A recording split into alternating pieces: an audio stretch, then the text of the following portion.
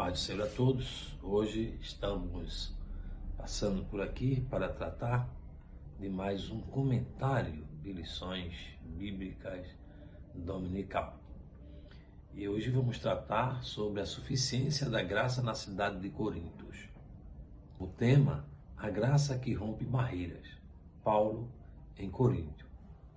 O nosso entendimento central é que a graça capacita a igreja a anunciar o evangelho em ambientes culturalmente complexos, vencendo oposições, vencendo preconceito e vencendo barreiras religiosas. Então, essa é a ênfase que vamos estar dando a esta lição. Pelo menos aqui nós vamos traçar, buscar falar 5 pontos importantes para esta lição. E o primeiro deles é compreender Corinto, né? Sua localização, sua importância econômica, a composição social, a religiosidade, as divindades. Aqui está inserido costumes e desafios culturais que serão enfrentados pelo Evangelho. Mas, em segundo lugar, nós vamos buscar compreender a missão de Paulo, né? E compreender a missão de Paulo é observar como o apóstolo anuncia Cristo e apresenta a graça de Deus em meio à resistência judaica e gentílica. Também vamos analisar teologicamente a graça, né? Compreender a graça no Novo Testamento e confrontar diferentes perspectivas de teólogos pentecostais e não pentecostais em relação à graça. Aqui também teremos a oportunidade de analisar a mudança de estratégia da missão de Paulo, tá?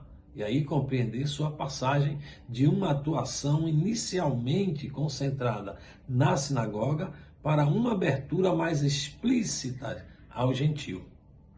Nós vamos aqui buscar interpretar os personagens e o acontecimento de Atos 18, né? Que vai 18:1, conforme a leitura provável da lição. Aqui, especialmente Paulo, Áquila e Priscila, Tito Justo e Crispo, observando como Deus transforma uma casa em uma sinagoga, em uma cidade, em espaço de proclamação do Evangelho.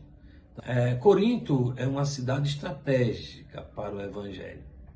Antes de entrar na experiência de Paulo, e precisamos compreender onde ele estava. Corinto não é simplesmente mais uma cidade visitada por Paulo. Sua posição geográfica fazia dela um importante centro comercial e cultural do mundo grego-romano. A cidade, ela localizava no istmo que ligava a Grécia e o continente ao Peloponeso. Isto favorecia tanto a circulação de comerciantes, de viajantes, de marinheiros e pessoas de diferentes culturas para permanecer ali. Assim, olhamos Paulo ali encontra a diversidade cultural, Paulo encontra a pluralidade religiosa, ele encontra interesses econômicos, encontra conflitos sociais, mas também ele encontra oportunidades missionárias. Bem, Coríntio, ela tem a sua importância econômica. E a importância econômica de Coríntios é porque ela é uma cidade que possuía pelo menos 2 portos importantes. O primeiro era de Cencreia, que era voltado para o mar Egeu. O outro era de Laquião, voltada para o Golfo de Coríntios. Isso fazia da cidade uma espécie de corredor entre diferentes religiões. Daí essa importância dessa cidade. Paulo, para tanto, evangelizava Coríntio, ou evangelizar Corinto para Paulo significava alcançar não apenas os habitantes locais, mas também pessoas que transitavam constantemente pela cidade. Então, logo, entendemos essa cidade como uma cidade plural. Uma cidade que reunia gregos, romanos, judeus, comerciantes, trabalhadores, civilizados escravizados, militares, estrangeiros, intelectuais, pessoas ligadas ao comércio marítimo.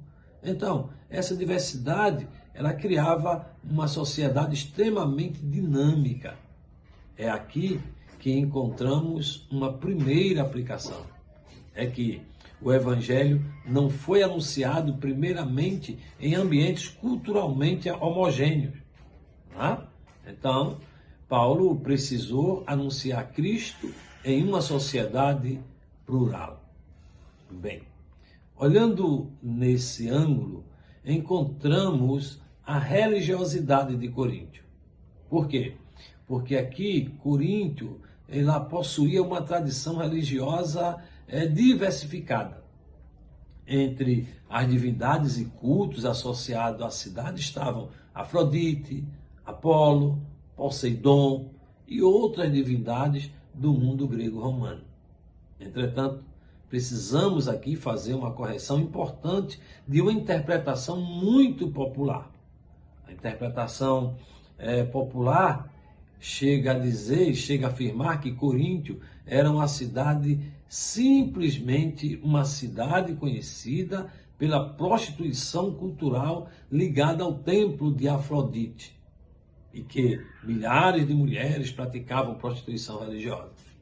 Essa afirmação é muito mais complexa e não deve ser apresentada como fato histórico simples. Não.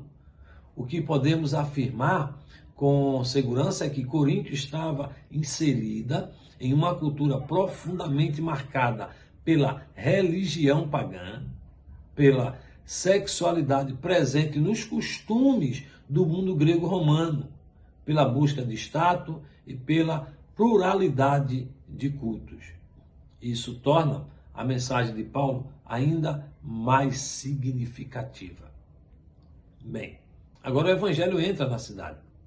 Atos 18:1 apresenta uma frase decisiva, quando diz: depois disto, Paulo partiu de Atenas e chegou a Corinto. Observe a sequência. Paulo havia passado por Atenas, agora a Coríntios. Pois bem, a missão continua. Ele não abandona a proclamação porque o ambiente é difícil. Não. Paulo não escolhe uma cidade fácil. Ele entra em uma cidade religiosamente plural, uma cidade culturalmente complexa, economicamente importante, moralmente desafiadora, intelectualmente influenciada pela cultura grega. E é justamente ali que Deus decide estabelecer uma comunidade cristã. Então, quando olhamos Paulo nesse contexto, ele vai à casa de Áquila e Priscila, não é? Atos 18, de 2 a 3, apresenta Áquila e Priscila. Paulo encontra esse casal e passa a trabalhar com eles. Eles tinham a mesma profissão. Qual era a profissão? Fabricação de tendas. Isso revela algo importante sobre a missão cristã. Paulo não separava artificialmente. Não, trabalho e ministério. Seu trabalho servia como um meio de relacionamento e inserção social. Isto sim, uma grande lição missionária nós aprendemos aqui. Paulo não estava apenas no púlpito, ele estava trabalhando, conversando, ensinando, relacionando-se, testemunhando, formando discípulo. Ou seja, a missão acontece também nas relações cotidianas. Logo, Paulo, ele vai à sinagoga. Atos 18:4 vai dizer: e todos os sábados disputava na sinagoga e persuadia a judeus e gregos. Aqui parece a primeira estratégia missionária de Paulo. Por quê? Ele começa pela sinagoga. Paulo inicia suas atividades na sinagoga. E isso não acontece por acaso. Paulo era judeu e conhecia profundamente as Escrituras. Ele podia apresentar Jesus como Messias prometido, ele podia, com suas argumentações, né, ele partia da história da redenção conhecida por seus ouvintes. Paulo era estrategista. Assim podemos resumir que Paulo trabalhava as Escrituras, Cristo, fazia argumentação, depois era persuasão para proclamar a decisão. Paulo não apresenta uma fé irracional. Ele argumenta, ele ensina, ele demonstra e ele persuade. Logo, nós observamos a resistência à mudança de rota. Porque quando chegamos a Atos 18:6, nós percebemos de que alguns judeus se opõem e blasfemam. Então, Paulo declara, o vosso sangue seja sobre vossa cabeça. Eu estou limpo e desde agora parto para os gentios. Aqui está um dos pontos mais importantes da lição. Paulo desistiu dos judeus? Não. Paulo não desistiu do judeu. E isso precisa ser explicado cuidadosamente. Paulo não desenvolve uma teologia de rejeição do povo judeu. Não. O próprio ministério posterior de Paulo continua dialogando com o judeu. O que acontece em Corinto é uma mudança de foco missionário diante da resistência naquele contexto específico. A missão passa a alcançar explicitamente aos gentios. Portanto, a rejeição de alguns não interrompe a missão de Deus. Não, porque nós vamos encontrar aqui, agora, Paulo na casa de Tito Justo. É que a casa é transformada em um espaço missionário. Observe-se, não, Atos 18:7, vai dizer o seguinte: e saindo dali, entrou em casa de um homem chamado Tito Justo, que servia a Deus, cuja casa estava junto da sinagoga. Olha, esse detalhe é extraordinariamente importante, porque Paulo sai da sinagoga, mas não sai da missão. Ele entra em uma casa, a missão muda de endereço. Antes, sinagoga, espaço religioso judaico. Agora, casa, espaço relacional e comunitário. Assim, existe algo ainda mais interessante aqui. A casa de Tito Justo estava junto à sinagoga. Isso produz uma imagem poderosa. Quando uma porta religiosa se fecha, Deus abre uma porta relacional. Ou seja, a casa torna-se lugar de evangelização, de ensino e comunhão. Tanto é que aqui, em Atos 18:8, vai aparecer o Crispo. Ou seja, é sinal de que a graça alcança a sinagoga. Veja se não, está escrito lá, 18:8, apresenta o seguinte: e Crispo, principal da sinagoga, creu no Senhor com toda a sua casa. O detalhe que aparece aqui. Aqui encontramos uma aparente contradição narrativa. Paulo afirma que está indo aos gentios, mas imediatamente encontra Crispo, principal da sinagoga, crendo em Cristo. Isto demonstra que a mudança de estratégia não significa fechamento da porta para o judeu. Não, pelo contrário, a graça continua alcançando indivíduos dentro daquele ambiente. Crispo representava uma ruptura. Ele ocupava uma posição de liderança na sinagoga. Sua conversão possui impactos comunitários. O texto vai nos dizer, com toda a sua casa. Assim, quando olhamos a graça no ministério de Paulo, entramos no centro teológico da lição. A graça não aparece apenas como uma palavra doutrinária, ela aparece como uma ação de Deus. Paulo não está dizendo, vou conquistar Corinto pela minha capacidade. Ele está anunciando que Deus está agindo. Ou seja, a graça alcança, a graça chama, a graça perdoa, a graça transforma, a graça capacita, a graça sustenta, a graça envia. Mas o que é a graça? No Novo Testamento, o termo grego charis possui um campo semântico de graça, favor, benevolência e dom. No contexto paulino, a graça está profundamente relacionada à iniciativa de Deus na salvação.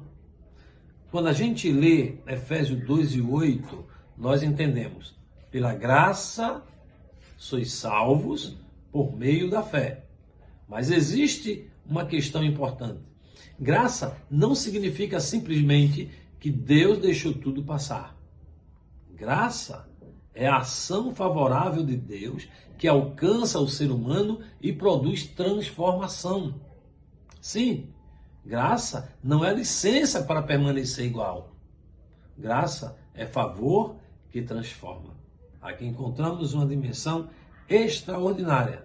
Paulo está em Corinto. Existe oposição, existe resistência, existe conflito, mas Deus diz: não temas. Isso significa que até um grande apóstolo pode experimentar momentos de temor, cansaço e insegurança. A resposta de Deus não foi: Paulo, você é forte. A resposta foi: eu sou contigo. Atos 18:10. Porque eu sou contigo. Isso é o fundamento da missão. Deus não está dizendo: eu consigo. Deus está dizendo: está comigo. Então, é muito importante você lembrar desta relação. Aqui, nós estamos vendo uma declaração fascinante. Deus está dizendo a Paulo: tem muito povo nessa cidade. Então, observe que Paulo vê oposição, mas Deus vê pessoas que ainda serão alcançadas. Paulo vê uma cidade difícil. Deus vê uma cidade missionária. A diferença de perspectiva é fundamental. A pergunta da igreja não deve ser apenas: quão difícil é essa cidade? Mas quem Deus deseja alcançar nesta cidade. Que Deus abençoe a todos e até o próximo comentário.